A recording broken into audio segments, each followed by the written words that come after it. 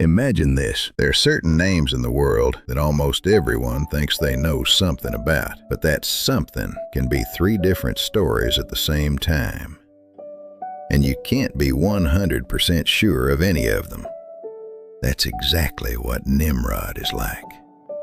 A character like that. A hunter, a king, a tyrant, an idea of a tower, and in the end, a vast symbol of human pride. And today's objective is very clear. I'm not going to sell you a memorized biography like this is the life of Nimrod, because we simply don't have that much data. Instead, we're going to pursue two questions. First, what do the earliest texts actually say about Nimrod? Second, those few lines, how did they turn over thousands of years into an entire economy of legend? The starting point is actually incredibly brief. Nimrod's core definition in the book of Genesis is only a few sentences. There, Nimrod is described as the first on earth to become a mighty man, and the famous phrase, a mighty hunter before the Lord. So much so that this expression is repeated like a proverb, like Nimrod, a mighty hunter. Then comes one more sentence, and it sets everything in motion. The beginning of his kingdom was Babylon. Babylon, Uruk, Akkad. The cities are listed one by one. And right here, the legend begins to grow. Stop. I want you to think for a second. You heard the word hunter, and the image that formed in your mind is probably this. A man running through a forest, a spear in his hand, chasing a lion. But the same text also connects Nimrod with the beginning of a kingdom, with cities and with power.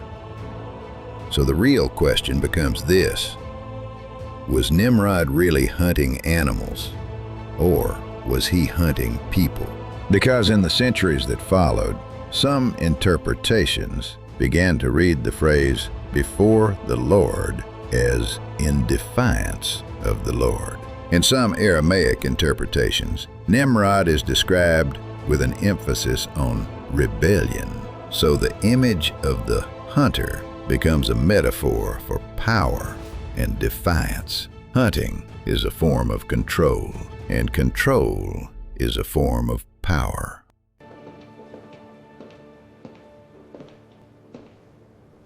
I'm building a small but great community here.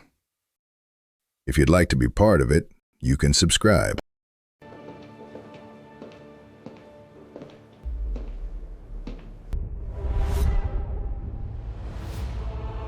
Now, the second piece arrives.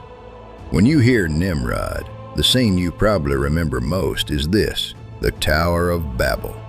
Rising toward the sky, humanity's attempt to say, we too can become like gods, that massive project. But here's a critical detail. The tower narrative appears in Book of Genesis, chapter 11, but in that chapter, Nimrod's name does not appear. The text speaks of people, one language, one speech, the land of Shinar, bricks and bitumen. Let us build for ourselves a city and a tower. Nimrod is not there. So then, why does everyone say it was Nimrod? Because here, what enters the scene is the tradition's script addition. For example, the Jewish Roman historian Flavius Josephus, when recounting the tower story, gives Nimrod a much larger role. He portrays him as a tyrant, not guiding people toward God, but binding them to his own power. So the tower is not an architectural project.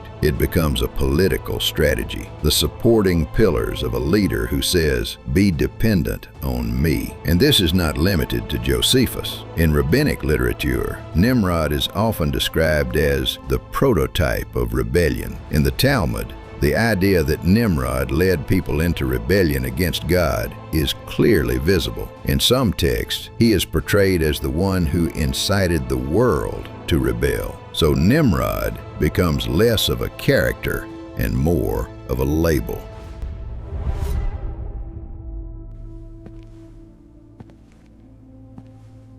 Now, a question for you. Why do we create a character like this? And the answer is simple. Because evil sometimes needs a single face, a scattered community, a complex history, a major transformation. Placing all of it on the shoulders of one person makes the narrative easier. Here, Nimrod functions like a story magnet because there is so little data about him, so many things attached to him. But wait, the story is not over. There is a third layer, Abraham. In the Qur'an, the name Nimrod is not mentioned directly, but in Surah Al-Baqarah, verse 258, a ruler is described, one who argues with Abraham about his Lord because God had granted him power. Abraham says, "My Lord gives life and causes death." The ruler replies, "I also give life and cause death." Abraham says, "Allah brings the sun from the east, so you bring it from the west." The text ends a debate about power with a cosmic reality. And the other side is left speechless. Many classical commentaries identify this ruler as Nimrod. In the Tafsir of Ibn Kathir, this identification is stated explicitly. So here, Nimrod, even before the tower, becomes the symbol of a mind corrupted by power. And then there is the fire scene. In the Qur'an, in Surah Al-Anbiya, verses 68 to 70, the command, "Burn him," and the rescue, "O fire, be cool and safe," are described. The Qur'anic text does not name the actor, but later narrative traditions often present it as the fire of Nimrod. Because Nimrod is no longer just a person, he becomes a role, power that challenges God. If you've made it this far, there's probably one question on your mind. Okay, but did Nimrod really exist? This is the critical point of the story, because Nimrod stands at the boundary between history and legend. Some sources state clearly, Nimrod is a legendary figure. On one side, the cities and geography are real. On the other, the person himself is blurred. When concrete evidence is scarce, the mind fills the gap with stories. In modern academia, there is a more sophisticated approach. Nimrod may not be a single king, but a type, a composite of hunter, warrior, and founder figures from Mesopotamia. So the honest answer is this: it is difficult to speak with certainty about a single historical identity for Nimrod, but that does not make him unimportant. On the contrary, it makes him more interesting.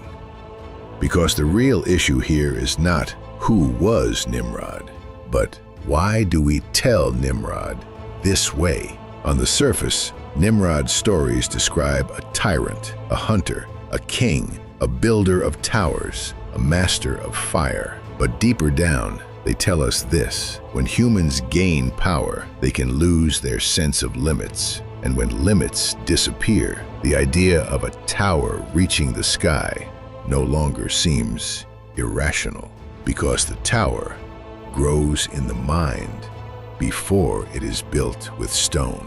I can do it. I control it. I decide.